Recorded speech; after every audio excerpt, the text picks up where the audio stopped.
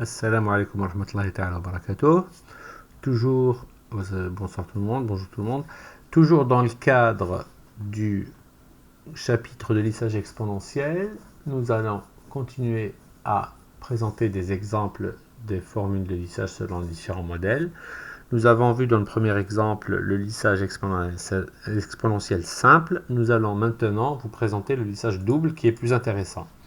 Le lissage simple, comme on l'avait vu dans l'exemple précédent, ne prévoit qu'une constante. Il suppose que le modèle est constant. Et le lissage double, il est plus intéressant parce qu'il prend en compte une tendance. Donc, et il suppose que c'est une droite. C'est comme si quelqu'un qui connaît bien les régressions linéaires, c'est comme si c'était une droite de tendance en fonction du temps. C'est à peu près le même principe.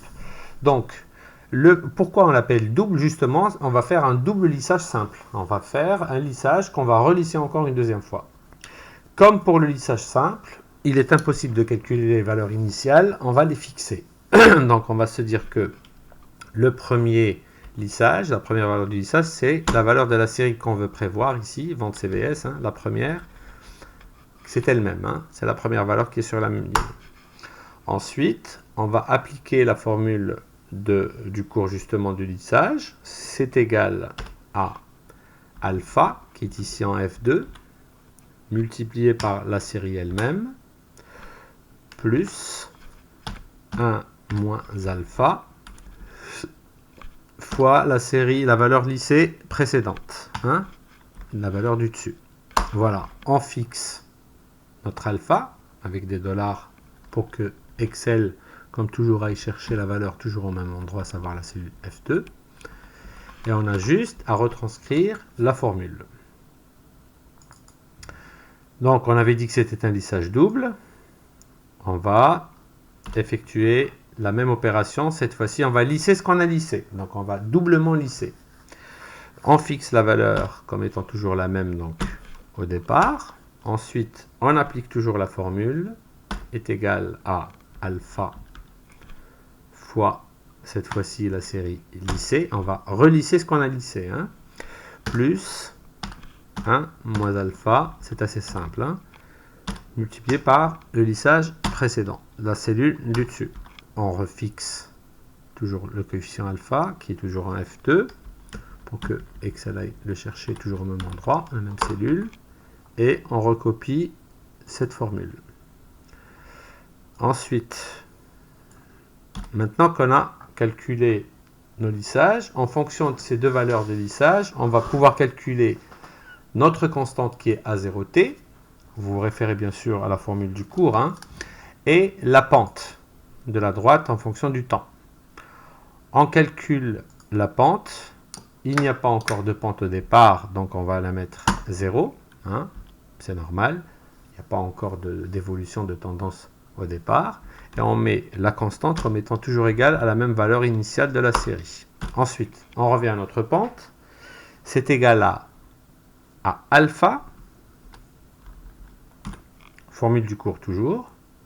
Bon, j'ai fait une erreur, j'ai pas mis égal, je refais. C'est égal, j'ouvre une parenthèse, alpha sur 1 moins alpha multiplié par la cellule lissée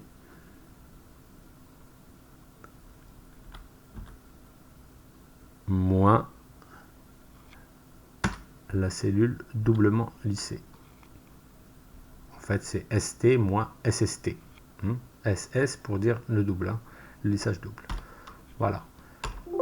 Je fixe mes valeurs. J'ai fait une petite erreur ici, j'ai oublié une petite parenthèse. Voilà.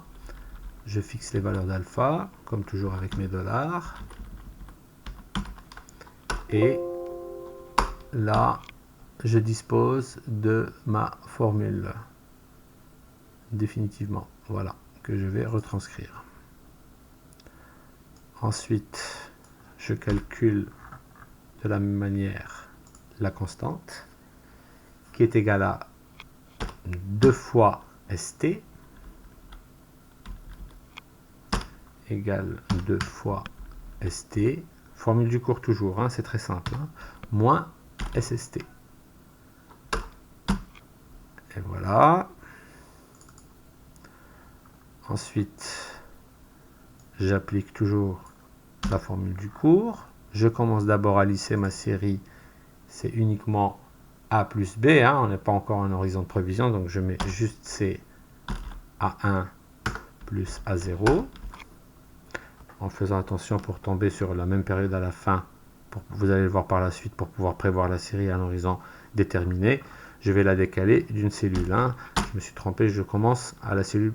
À la deuxième cellule par où commence notre série. Hein. Donc, égal A1 plus A0. Je recopie ma série toujours. Et là, qu'est-ce que je fais? Alors, il faut faire très attention. Donc, c'est égal à quoi? C'est une droite A plus BT. Et T, c'est notre horizon de prévision. Il commence de 1 jusqu'à, ici, on a 1, 2, 3, 4, 5, 6, 7, 8, 9, 10, 11, 12. 12 mois. On va prévoir donc 12 mois de notre série, hein, c'est pratiquement une année, en partant de juillet, en faisant varier le temps, l'horizon de prévision, de 1 jusqu'à 12. Hein, 1, 2, 3, 4, 5, 6, 7, 8, 9, 10, 11, 12. Voilà. Alors, donc, qu'est-ce que je peux faire par exemple ici? 1, 2, et là, j'ai mon horizon de prévision. Et là, je fais quoi? Alors, je vais effacer ça, c'est erroné, je vais réécrire. C'est égal à ma constante A0, la dernière valeur qui a été lissée, plus la pente qui est juste à côté, A1T, multiplié par l'horizon de prévision, à savoir ici.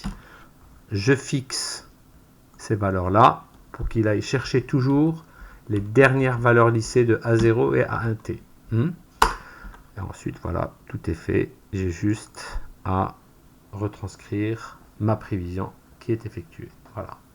Là, je vois que c'est multiplié par 1, par 2, par 3, par 4, et ainsi de suite. Et voilà, j'ai fait ma prévision avec le lissage de Brown. Et là, on voit que au lissage simple, si vous vous souvenez sur l'exercice, c'était une droite horizontale, parce que c'était une constante. Là, on a la pente qui est prise en considération. Et ça suit la tendance de la série, hein, en augmentation.